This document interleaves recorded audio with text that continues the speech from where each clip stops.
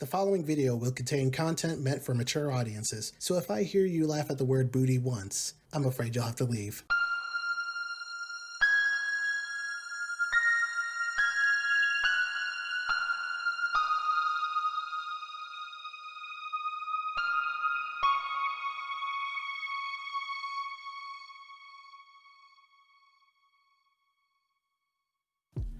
Hey everybody, this is TUSDarryl and welcome to my review for one of the weirdest games I've ever played.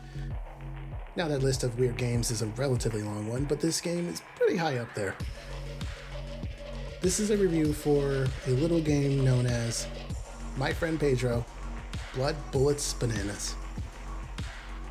So let's get to know our friend a bit, starting with a brief glimpse into the story. So My Friend Pedro has a story, kinda.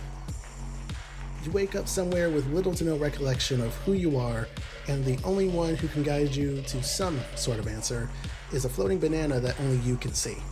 And no, this is not a joke. Your goal is to get to the bottom of whatever the heck is going on, and you do so by killing your way through as many people as possible in the most stylish way possible. Speaking of style, let's talk about graphics. The game isn't necessarily beautiful to look at, but there is definitely a high quality of charm and care put behind just about everything you see in the game. This is true from the stylized version of reality to the weird and eerie land where the banana, whose name, if you haven't guessed it yet, is Pedro, lives. Visually, the game can be a mixed bag, but the over-the-top action scenes and engaging level design sections will keep your attention for sure.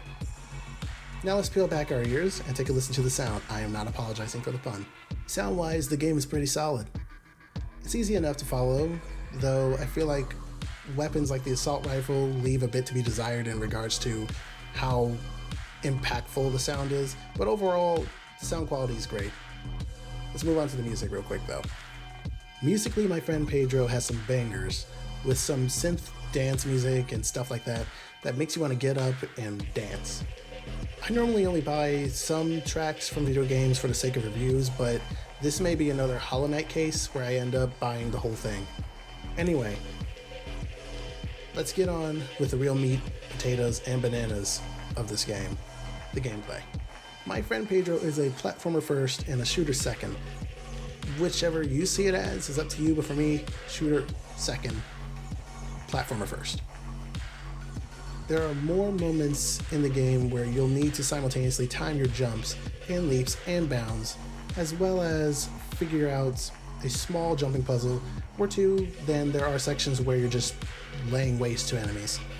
Oftentimes you'll be doing both at the same time. As for combat, you aim your weapon with the right analog stick if you're playing with a controller like I did, and you move with your left.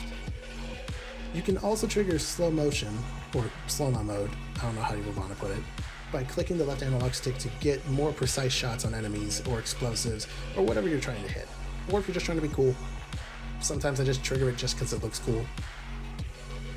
On top of that, you can dodge bullets as well, but when you do, you won't be able to shoot straight while doing so.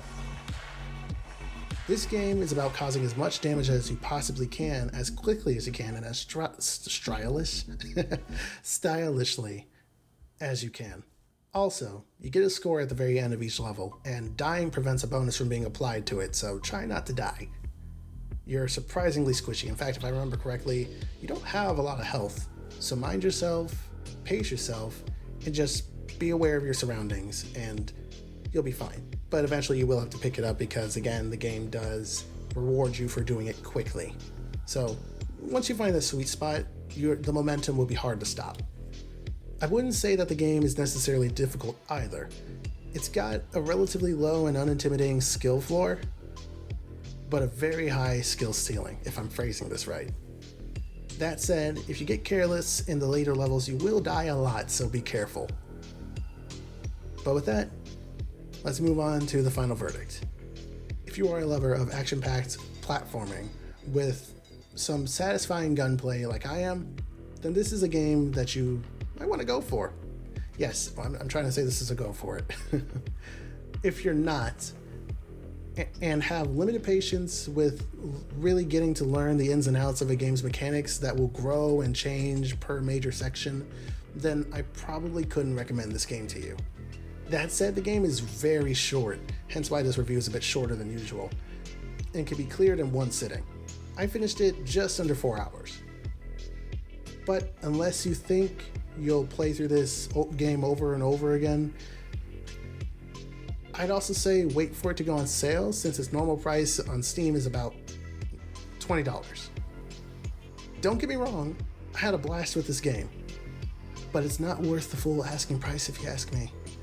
That said, at least it's not a $60 game that only lasts 6 hours, like a certain survival horror title that dropped this year.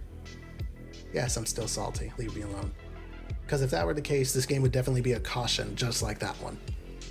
But all in all, I still very much recommend the game. Even more so if it's on sale. And with that wraps up this review. I'm TUSDarryl. I hope you guys have enjoyed your stay. I'll see you guys next time. Later.